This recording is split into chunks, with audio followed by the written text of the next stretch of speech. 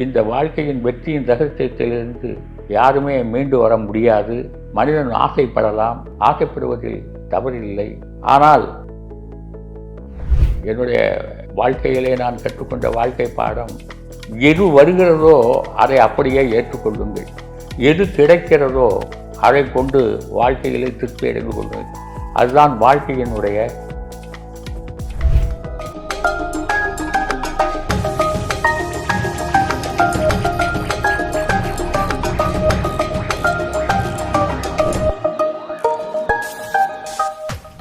பூங்காற்று நேயர்களுக்கு என்னுடைய முதற்கண் வணக்கம். எனது பெயர் விஸ்வநாதன். நான் பிறந்தது நெல்லை டவுன் அம்மன் சன்னதி தெரு. எனது தந்தையின் பெயர் நெல்லை கிட்டு என்ற கிருஷ்ணன். எனது தந்தையார் ஒரு விடுதலை போராட்ட வீரர், காலஞ்சென்ற தமிழகத்தின் முதல்வர், பெருந்தலைவர் காமராஜரின் அன்புக்கு பாத்திரமாக இருந்தார். மேடை பேச்சாளராகவும் இருந்தார்.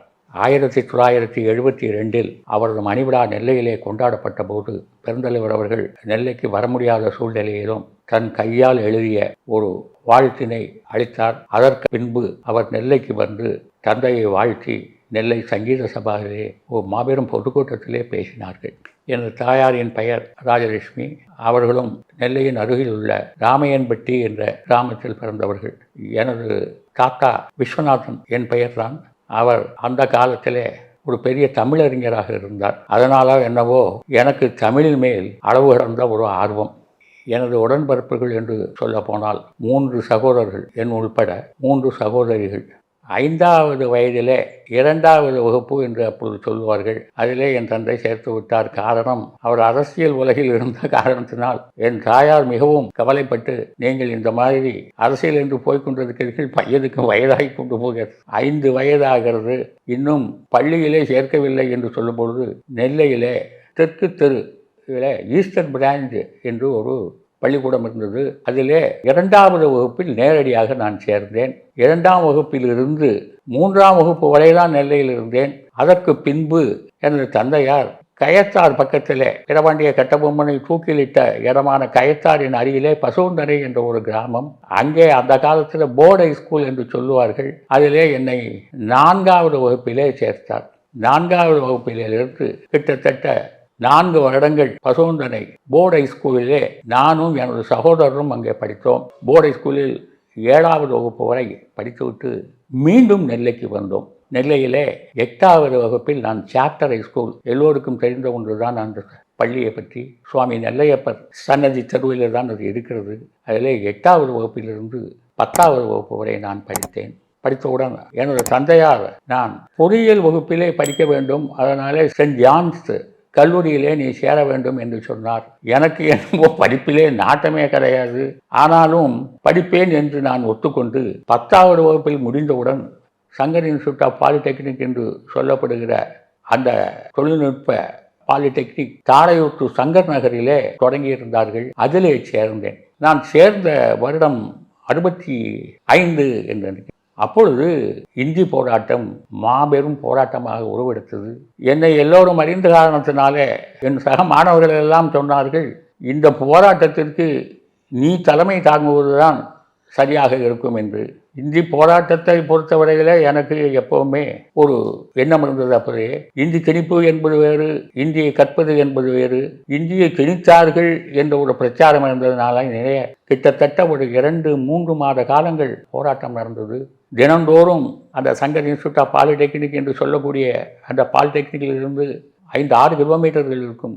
தினந்தோறும் ஊர்வலம் பாளையங்கோட்டை நோக்கி செல்லும். அப்பொழுது இராணுவம் கொண்டு வரப்பட்டிருந்தது. அந்த சமயத்திலே சட்டமன்ற உறுப்பினராக இருந்தவர்கள், அவர்கள் பெயர் ராஜாத்தி குஞ்சிதபாதம். அவர் அப்பாவுக்கும் ரொம்ப அருமையான நண்பர் அவர்கள். அவர் வீட்டு முன்னால் போராட்டம் நடக்கும். அப்பொழுது நான் முன்னால் இருக்கும் பொழுது அந்த அம்மா சொன்னார், என் தம்பி முன்னால் நின்று போராட்டம் நீ பண்ணுற அளவுக்கு வந்துருச்சேன்னு என்ன ரெப்ரிமெண்ட் பண்ணாங்க அந்த காலத்தில்.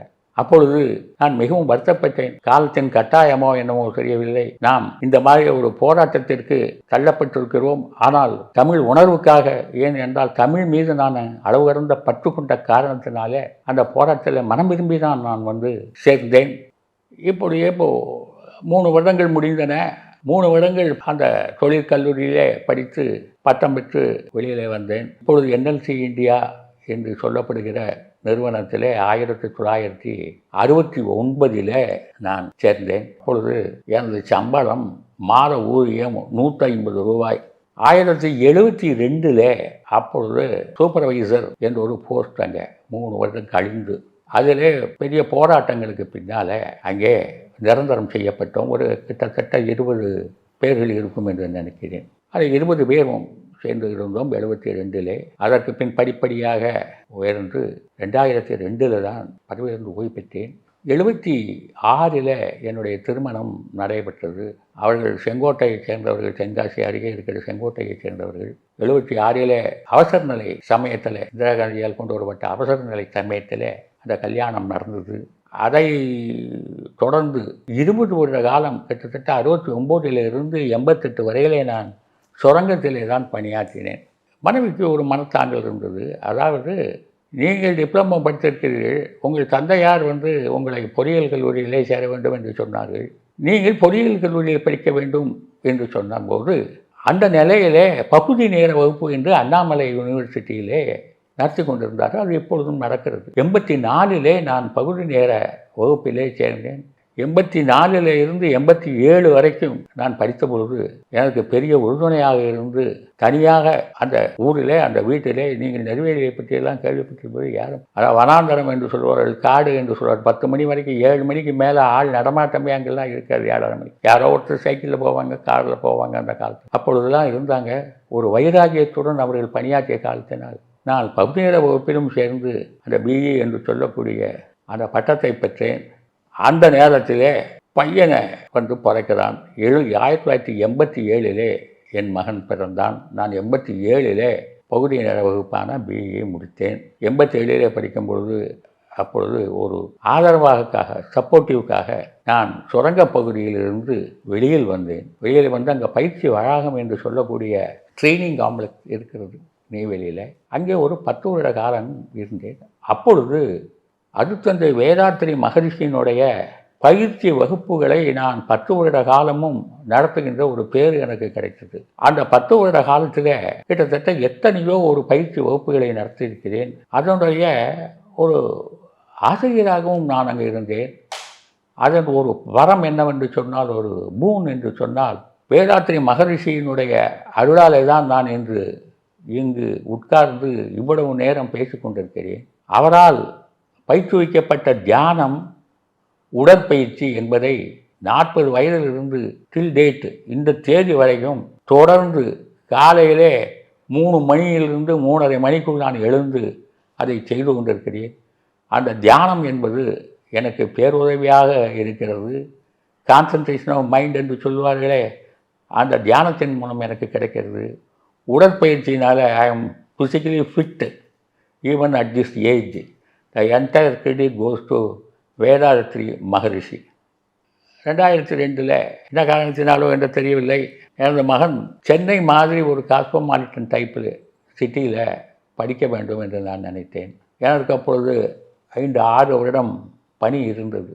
ஐ was supposed to retire by 2008. ஆனால் 2002 நான் பணி ஓய்வு, வாலண்டரி ரிட்டையர்மெண்ட் என்று சொல்கிறார்களே, அதில் வெளியே வந்து சென்னைக்கு வந்தேன். சென்னையில் அண்ணா நகரில் வந்து செட்டில் ஆனேன். பையன் இங்கே SBOA என்று state bank of officers association என்று சொல்லக்கூடிய SBOA ஸ்கூலில் 11th CBSE ஸ்ட்ரீமில் அந்த 12th பண்ணான். அதுக்கப்புறம் he did his UG in Loyola college Nungambakkam. அவன் வந்து கல்வியின் மேலே கொண்டிருக்கிற ஒரு தனியார் ஆர்வத்தின் காரணத்தினால he was not contented with UG, he wanted to do PG. அவன் PG திருச்சி RECயில் பண்ணான், MBAன்னு. அதுக்கெல்லாம் உங்களுக்கு தெரியும், கேட் என்ற ஒரு காமன் அட்மிஷன் டெஸ்ட் என்று சொல்லக்கூடிய அந்த தேர்வை எழுதினால்தான் நல்ல ஒரு மார்க் ஸ்கோர் பண்ண காலத்தினால he got admission in Pondicherry university and Trichy. he preferred REC பண்ணான். அதற்கப்புறமும் பையன் வந்து கல்வி மேலே கொண்ட தனியாக he wanted to doctorate. ஒரு 7 வருஷம் 8 வருஷம் டாக்டரேட்டு NIT திருச்சியிலே தான் பண்ணான். he got his doctorate in finance. என்னுடைய டாக்டர் மருமகளும் அவங்களும் டாக்டரேட்டு ஃபினான்ஸில்.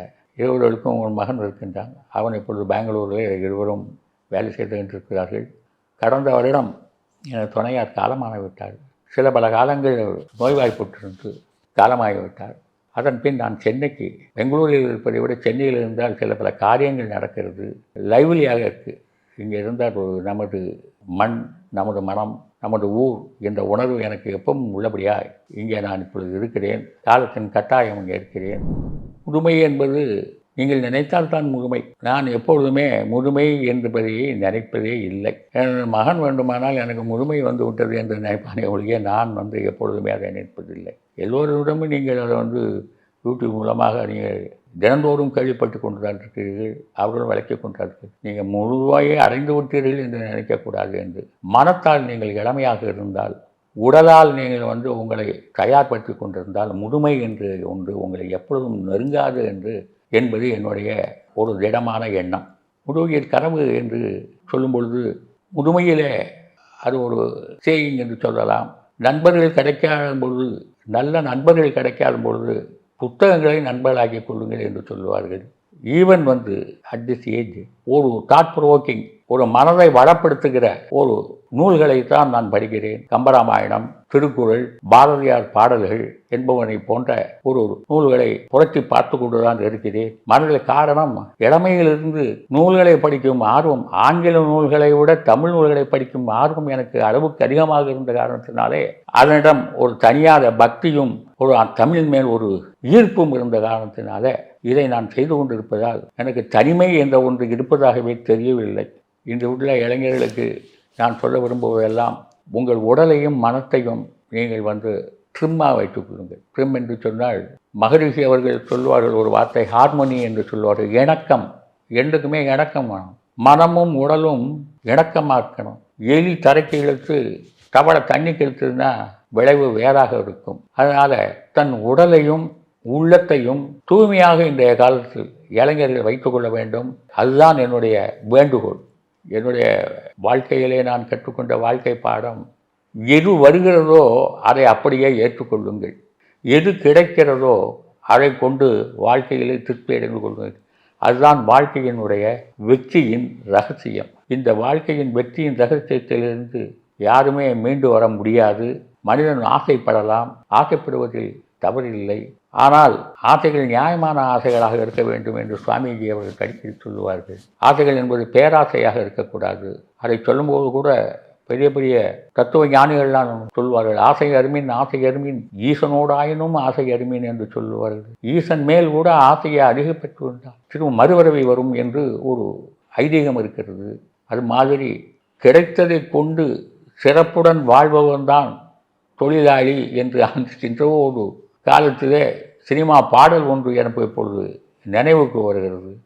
கிடைத்ததை கொண்டு திருப்தி அடைய வேண்டும், அதுதான் வாழ்க்கையின் வெற்றியின் ரகசியம். பாரதியார் பாடல்கள் ஒன்று மட்டும் சொல்லி ஒரு 4 லைன். மனதில் உறுதி வேண்டும், வாக்கினிலே மென்மை வேண்டும், நினைவு நல்லது வேண்டும், நெருங்கிய பொருள் கைப்பட வேண்டும் என்று சொன்னான் பாரதி. பாரதியை பொறுத்தவரையில் எல்லோரும் சொல்லுவார்கள், அவன் கனவு கவிஞன். இரண்டாவது, அவர் ஏழைகளுக்கு நீங்கள் செய்ய முடிகிறதோ இல்லையோ, மனதாலாவது நீங்கள் அவர்கள் இந்த மாதிரி ஒரு நிலையில் இருக்கிறார்களே என்று வருந்துங்கள். எப்பொழுதுமே அந்த வருத்தம் தான் உங்களுக்கு அந்த ஆன்மாவிற்கே ஒரு தூண்டுகோலாக இருக்கிறது. மனதிலே அந்த மாதிரி ஒரு அழுத்தம் உங்களுக்கு வேண்டும். எனது தந்தையாரோடு சொல்வது உண்டு, தம்மினும் மெல்லியாரை நோக்கி அம்மா பெரிதென்று அகமகிழ்க என்று சொல்லுவார். கீழே இருக்கிறவனை பாரு, எப்பவுமே செல்வத்தில் கீழே இருக்கிறவனை பாரு, படிப்பில் மேலே இருக்கிறவனை பாரு. இந்த ரெண்டையுமே தான் என் வாழ்க்கையில் ஒரு தாரக மந்திரமாக கொண்டு நான் செயல்பட்டு வருகிறேன். இது எவ்வளவு தூரம் வெற்றி அளித்து கொண்டிருக்க சொன்னால், மனதளவிலே அது ஒரு வெற்றியாகத்தான் எனக்கு தெரிகிறது. இனியும் காலத்தையும் கடந்து இந்த கொள்கை வெற்றி பெறும் என்ற எண்ணத்தின் அடிப்படையிலே வருங்காலத்திலும் நமது இளைய சமுதாயம் பாரதத்தை ஒரு வலிமையான நாடாகவும் வளமான நாடாகவும் உருவாக்குவதற்கு ஊன்றுகோலாக இருப்பார்கள். அவர்கள் அந்த மாதிரி ஒரு தொலைநோக்கு கொண்டவர்கள். அவர்கள் மிஷன் மட்டுமல்ல, விஷனும் கொண்டவர்கள். அவருடைய தேசம் அவருடைய கையிலே, இந்த தேசம் பத்திரமாக இருக்கிறது என்ற உணர்வோடு நம் பாரதம் வெல்லும், உலக நாடுகளே மத்தியிலே என்று சொல்லி, பெருந்தலைவர் கனவும் பெரிய தலைவர்களின் கனவும் நனவாகும் என்று கூறி இந்த வாய்ப்பினை கொடுத்த பூங்காற்று யூடியூப் சேனலுக்கு என் மனங்கனிந்த நன்றியை தெரிவிக்கிறேன். நன்றி, வணக்கம்.